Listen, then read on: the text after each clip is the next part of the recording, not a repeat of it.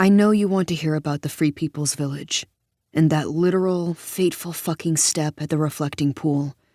But to explain why I did what I did, I have to start the story months earlier, before the tents and tear gas and stirrings of revolution, with the night of the last great party at the lab, the night Red destroyed the fun machine.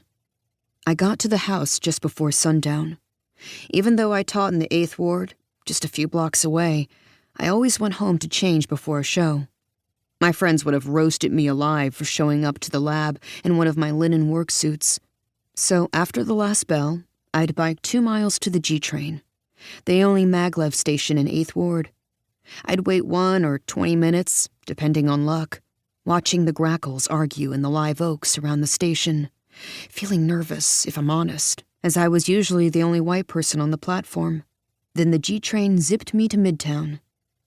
After a few minutes, the old brick cottages and shingle roofs of the ward gave way to shiny community towers, their tops angled and glittering black with solar panels. The landscape morphed from yards choked with invasive vines or flat-topped squares of Bermuda grass into swaying prairies, interrupted by the neatly maintained orchards surrounding each community.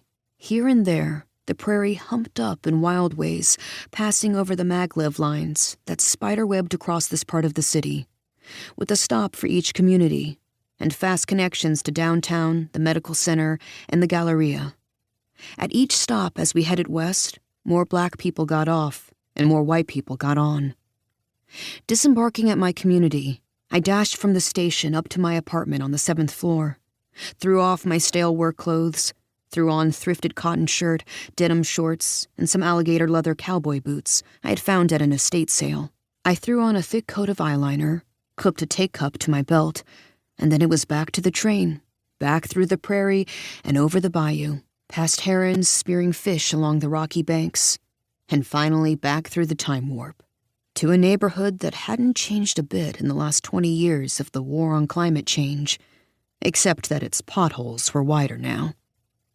Navigating those craggy streets on my pop-out bike as the sun set was no easy feat. At least I didn't have to worry about cars running me off the road, like they would have in the olden days. By 2020, the only cars left in the ward were wheelless hulks in backyards, colonized by bees and weeds, too rusted to be sold for scrap.